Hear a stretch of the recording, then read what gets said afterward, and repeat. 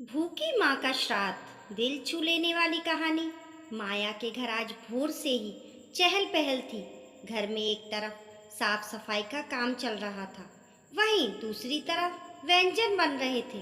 खाने की खुशबू से आस पड़ोस का वातावरण महक उठा था। आधे से ज्यादा पड़ोसियों की नींद तो पक रहे लजीज व्यंजनों की खुशबू सूंघकर खुल गई होगी। लोग बातें कर रहे थे।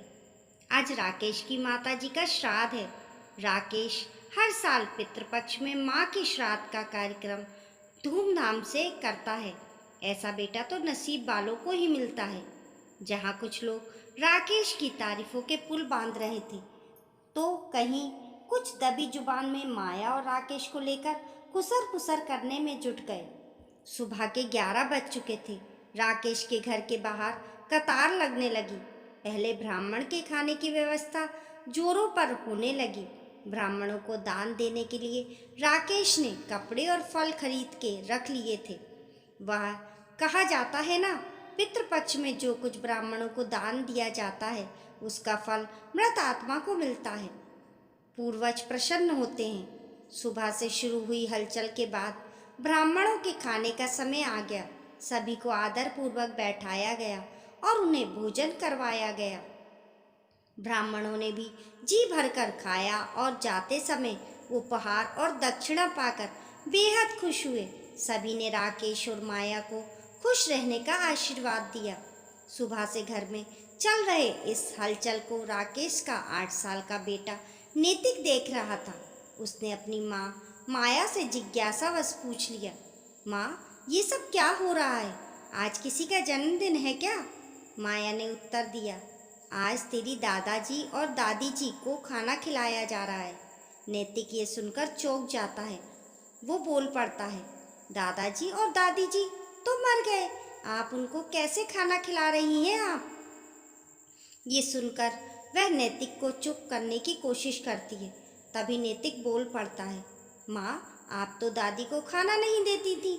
वह तो कई बार भूखी सो जाती थी। अक्सर तो वह खुद ही बनाकर खाती थी, तो आप उनसे झगड़ती थी। माया ये सब सुन गुस्से से आग बबूला हो जाती है और उसको घर के अंदर जाने को बोलती है। माया अपने अगल बगल देखने लगती है, कहीं किसी ने नैतिक की बातें तो नहीं सुनी। ब्राह्मणों के बाद मोहल्ले के लोगों का आना शुरू हो गया। सभी ने भोजन कर राकेश को इस पुण्य काम के लिए सराहा। इस मौके पर आई कुछ महिलाएं आपस में कानाफूसी करती दिखी। राकेश के घर के बिल्कुल बगल में रहने वाली साधना दीदी कुछ औरतों से बोल रही थी, काश राकेश ने माँ के जीवित रहते उनको 2 जून की रोटी सुकून से दी होती तो आज उनका आशीर्वाद जरूर मिलता। बेचारी बुढ़िया तो खाने के लिए तड़प तड़प कर परलोक सिधार गई। उनकी ये बातें राकेश और माया ने चुपके से सुन ली और शर्म से उनकी नजरें झुक गईं। मेहमानों की जाने के बाद राकेश 2 साल पहले जब माँ जीवित थी उनके साथ कैसा बर्ताव करता था सोचने लगा। आज उनको किए अपने किए पर पछतावा था, मगर माँ अब नहीं थी। 2 साल पहले की ही तो बात थी जब राकेश अपनी माँ को शहर लेकर आया था। गांव का पुश्तैनी मकान और जमीन बेचकर शहर में बड़ा घर बनवा लिया था। राकेश कमला देवी का इकलौता पुत्र था। शहर में बैंक की जॉब मिलने के बाद से वह यहीं रहने लगा था। माँ ने बेटे की धूमधाम से शादी करवाई। बहू शादी के तुरंत बाद ही राकेश के साथ शहर आ गई। बहू के आने से कमला देवी ने सोचा था अकेलापन दूर होगा, राकेश गांव आता जाता रहेगा, मगर वह गलत थी। कमला देवी फिर भी खुश थी कि बेटे की शादी हो गई, अच्छी बहू मिल गई। राकेश ने कई बार माँ को शहर चलने को कहा, मगर कमला देवी पुरखों का घर छोड़ शहर नहीं जाना चाहती थी। समय बीत गया। राकेश अच्छे पैसे कमाने लगा। गांव जाना उसका धीरे धीरे कम हो गया। उधर 70 साल की कमला देवी ब्लड प्रेशर, शुगर और तमाम बीमारियों से घिर चुकी थी। राकेश और माया इस मौके का फायदा उठाना चाहते थे। उन्होंने माँ से शहर चलने की जिद की। उनको समझाया कि अब तो उनकी उम्र हो गई है, यहाँ उनकी देखभाल के लिए कोई नहीं। शहर चलेंगी तो अच्छे से इलाज हो जाएगा और आपकी देखभाल भी। वहाँ आपका पोता नैतिक भी है, जिसके साथ आपका अकेलापन भी दूर हो जाएगा। कमला देवी बेटे और बहू की बातों में आ जाती हैं। फिर क्या, गांव की ज़मीन और घर बेचकर शहर चली जाती हैं। शुरुआत के कुछ महीनों में बेटे और बहू ने माँ की खूब देखभाल की, मगर धीरे धीरे वह उनकी अनदेखी करने लगे। अक्सर राकेश पत्नी और बेटे को बाहर ले जाता और वहीं से खा पी कर लौटता। वहीं घर पर भूखी माँ सबकी राह ताकती रहती। कई बार राकेश बेटी और पत्नी को लेकर शहर से बाहर चला जाता। वहीं माँ घर पर अकेली पड़ी रहती। बीमारी की हालत में कमला देवी ना तो कुछ बना पाती ना खा पाती। ये सब कुछ देख पड़ोस में रहने वाली साधना उनसे मिलने पहुंच जाया करती। उसका उनका ऐसा हाल देख वह खुद ही कमला देवी को बनाकर खिला देती थी। राकेश और माया के ना रहने पर वह उनकी सेवा कर दिया करती थी। ये देखकर अक्सर उनके सामने रोने लगती थी और अपना दुख बयां कर देती थी, मानो कल ही की तो बात है। हमेशा की तरह राकेश परिवार के साथ वीकेंड पर नैनीताल गया था। यहाँ घर पर कमला देवी की तबीयत बिगड़ी और वह परलोक सिधार गई। अपने अंतिम समय में उनके पास कोई नहीं था। हमेशा की तरह साधना दीदी उनसे मिलने पहुंची। वह बेसुध अवस्था में बेड पर पड़ी थी। उनको हिलाया डुलाया तो वह कुछ नहीं बोली। साधना दीदी तुरंत दौड़कर अपने पति को बुला लाईं। उन्होंने नब्ज टटोल के देखा तो उनकी सांसें बंद हो चुकी थी। माताजी के गुजरने की सूचना आनन फानन में माया को दी गई। माया के आने के बाद माँ का अंतिम संस्कार किया गया। माँ के जाने का गम ना तो माया के चेहरे पर दिख रहा था, ना ही राकेश के। लोक लाज के कारण उन्होंने जैसे तैसे सारे क्रियाकर्म किए। माँ के जाने के बाद राकेश सोच रहा था कि सब कुछ सुकून में रहेगा, मगर ये उसकी गलत फहमी थी। माँ तो घर की लक्ष्मी थी। उनके जाते ही राकेश पर ऐसी मुसीबत का पहाड़ टूट पड़ा। राकेश की माँ को गुजरे हुए अब 1 साल हो चुके हैं।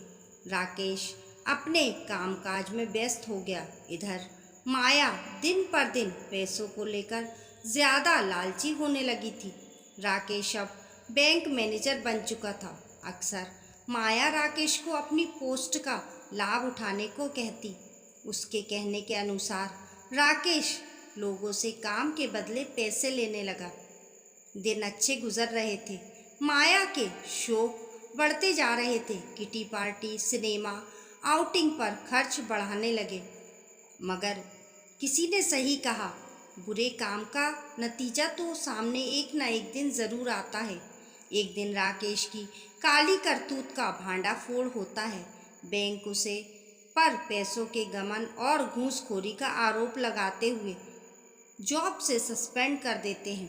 राकेश पर मुकदमा चलता है और यहीं से राकेश और माया का उल्टा समय शुरू हो जाता है। राकेश के बैंक अकाउंट सील कर दिए जाते हैं, जिसकी वजह से पूरा परिवार दाने दाने को मोहताज हो जाता है। राकेश पर पुलिस केस चलता है और वकील के खर्च के लिए भी उसके पास पैसे नहीं बचते। अब नौबत ये आ गई कि माया को नौकरी करनी पड़ती है। वह एक प्राइवेट कंपनी में रिसेप्शनिस्ट की जॉब करने लगती है। हालात बिल्कुल बदल गए थे। एक समय माया किटी पार्टी में अपना शो ऑफ करती थी और दोनों हाथों से पैसे उड़ाती थी। आज वो एक एक रुपए की कीमत समझ गई। हालात दिन पर दिन बुरे से होने लगे। राकेश माया को अपने बेटे की फीस भरने के लाले पड़ गए। राकेश को मजबूरन बेटे को सरकारी कॉलेज में भेजना पड़ा। जैसे जैसे राकेश के दिन गुजर रहे थे, उसे अपनी माँ की याद आने लगी। वो सोचने लगा कि माँ के रहते उसका जीवन खुशहाल था, मगर उन लोगों ने कभी उन्हें इज्जत नहीं दी, उनको खाने के लिए तड़पाया। राकेश की मानसिक स्थिति इतनी खराब हो गई कि वह बीमार रहने लगा। अब माया पर घर का बोझ बढ़ता जा रहा था। उधर राकेश पर चल रहे केस की अंतिम सुनवाई के समय आ गया। इस केस में उसे दोषी ठहराया गया। राकेश को 5 साल की जेल की सजा होती है। उधर माया का एक कार एक्सीडेंट में एक पैर कट जाता है। पूरा परिवार बिखर चुका था। अब घर की जिम्मेदारी पढ़ाई कर रहे बेटे पर आ जाती है। बेटे नैतिक को अपनी पढ़ाई छोड़नी पड़ती है और वह एक कॉल सेंटर में काम करने लग जाता है। जैसे तैसे वह अपने माँ बाप का ध्यान रखता है।